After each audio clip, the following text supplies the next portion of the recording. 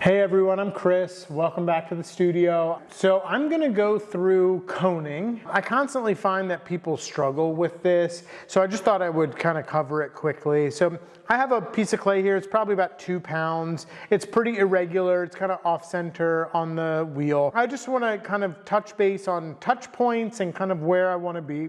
I'm gonna apply some water to my clay. In coning, my left hand is staying in the same position as it does when I center, but my right hand takes on a different position. I'm essentially gonna be pulling in an inward trajectory and kind of diagonally down. When we pull straight in or in and up, it's likely that our bat is gonna kind of lift off, and we don't want that to happen. I'm gonna get my hands wet, and again, I'm pushing with the palm and I'm pulling with my fingers and I'm kind of squeezing down, which is actually gonna send my clay upward. Now, once I get this up into a cone shape, I'm gonna return my hands to the same position as when I'm centering, which is left hand on the side, right hand on the top, and I'm actually pushing forward and down to bring my clay down.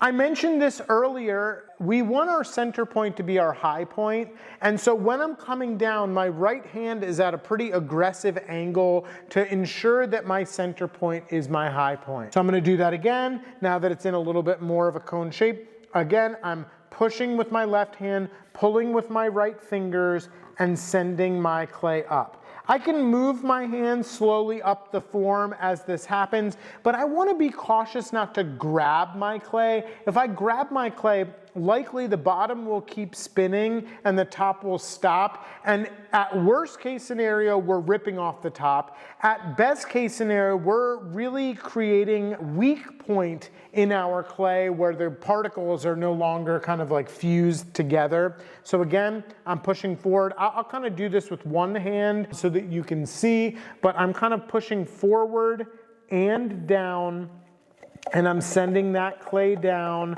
making sure that I'm keeping my center point as the high point. And you can see already just from coning up and down twice, my clay is much more on center. One more time, and I'm bringing that clay up by squeezing my hands together. And then I'm gonna slowly come back down.